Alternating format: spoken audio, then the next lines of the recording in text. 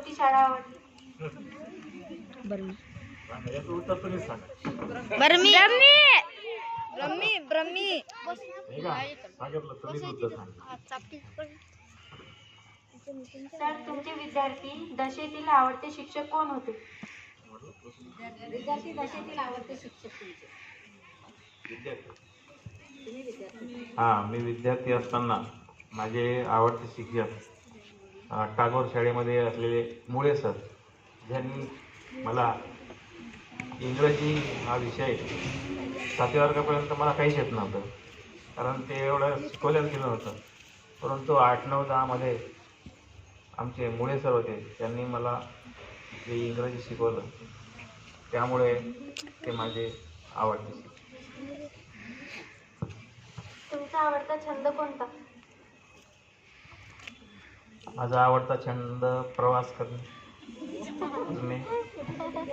भरपूर प्रवास, संपूर्ण देश, भारतभर प्रवास झालेला आहे.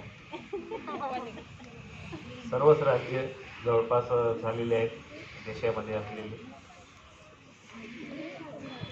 तुम्हाला काय वाटते सर, की विद्यार्थी कसा असायला हवा? विद्यार्थ्याची व्याख्या ही व्यापक आहे.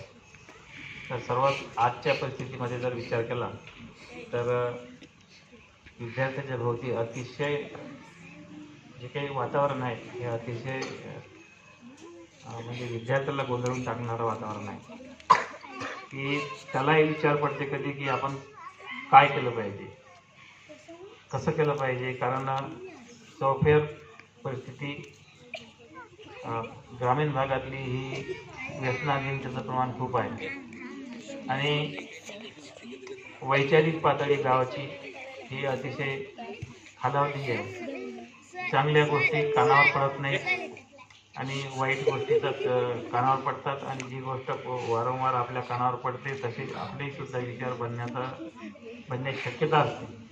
म्हणून विद्यार्थ्यांनी या कोणत्याही गोष्टीकडे, तुम्ही घोडा पाहिला ना, घोडा टांग्याचा घोडा असतो, टांगा पाहिला ना, तो मागून त्या घोड्याला शॉट मारतो, शॉट असतो जरा मोठा, ते घोडा चालला पाहिजे म्हणून.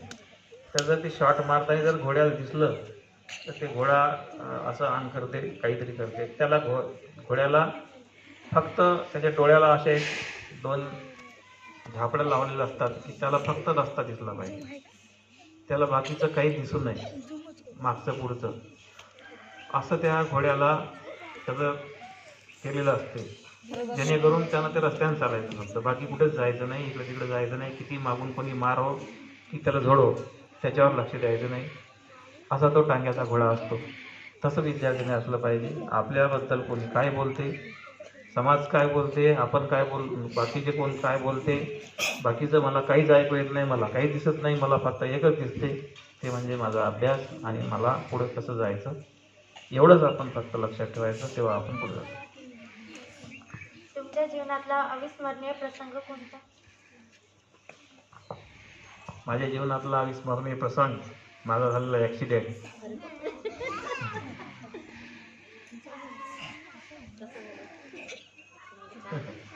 सांगतो, या शाळेमध्ये होतो मी, म्हणजे 2018ची गोष्ट आहे.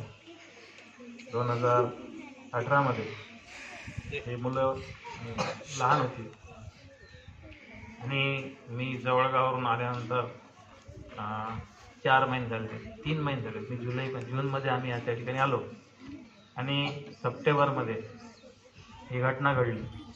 मी या ठिकाणी शाळेत आलो. कुंभारे सर आमचे मुख्याध्यापक होते आणि शाळेमध्ये आल्यानंतर प्रार्थना सुरू होती आणि प्रार्थना सुरू असताना मला एक धरून असा घाम सुटला.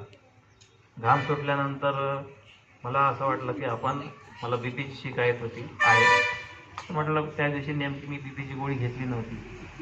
माझं असं लक्षात आलं की एक काय समज झाला असेल की आपण आज बीपीची गोळी न घेतल्यामुळे आपल्याला हा घाम आलेला आहे किंवा याच्यापासून बीपीसुद्धा वाढू शकते आणि काही होऊ शकते, अशी चर्चा लोकांच्या ऐकल्यामुळे मला सुद्धा थोडंसं तसं वाटलं.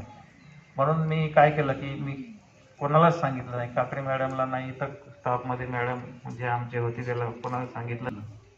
आणि प्रार्थना संपल्यानंतर मी तर थोडंसं या गावाच्या पुढं गेलं की ते गाडीवर बसल्यावर थोडंसं थंड वाटल्यामुळं थोडंसं बरं वाटलं. आणि तिथून मी पुढे गेलो, ते शेड जे आहे समोर त्या ठिकाणी गेल्यानंतर मला थोडंसं अंधारल्यासारखं वाटलं.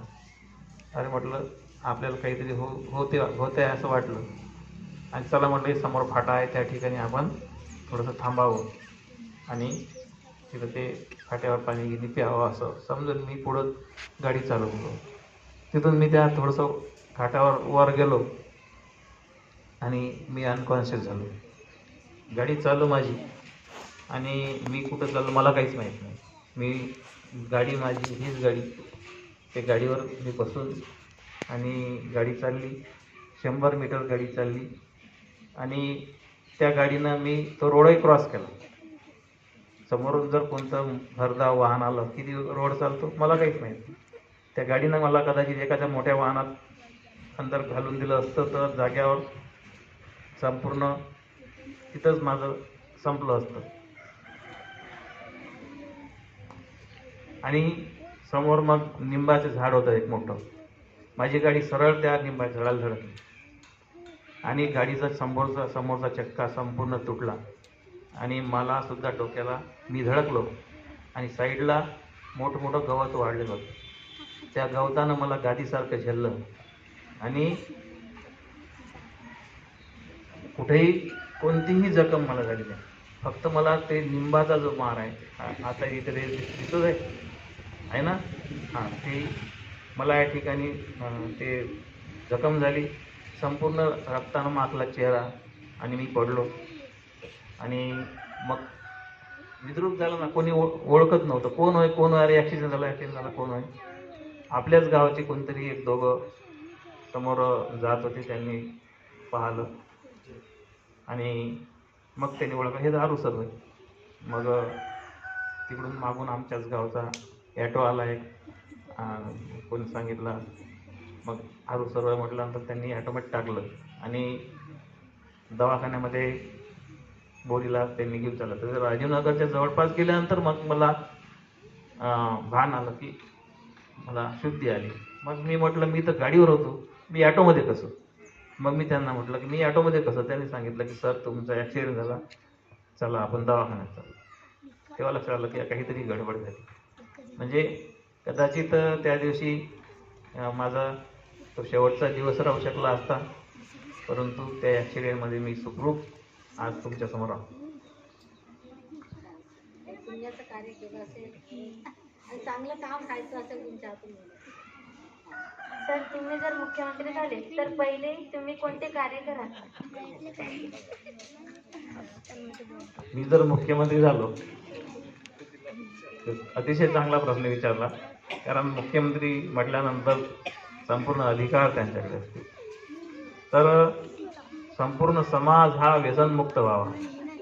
आज जे काही समाजामध्ये या कौटुंबिक कलह आहे, या कौटुंबिक कलहाचं कारण हा व्यसन आहे आणि या व्यसनापायी अनेक संसार उद्ध्वस्त होत आहे. अनेक त्यामध्ये या महिलांची फार मोठी कुचंबना आणि त्या कुटुंबामध्ये जो कलह चालतो त्याचं त्या विद्यार्थ्यावर फार मोठे परिणाम होतात.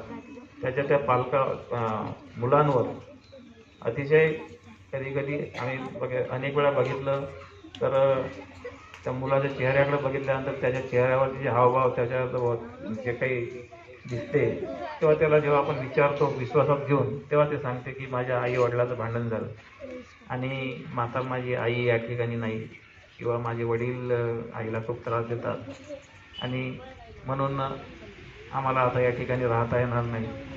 असे अनेक प्रश्न निर्माण होतात. त्यामुळे सर्वात प्रथम संपूर्ण समाज हा व्यसनमुक्त कसा होईल यासाठी प्राधान्य. शेवटचा प्रश्न सर, घरात कोणाचे वर्चस्व आहे?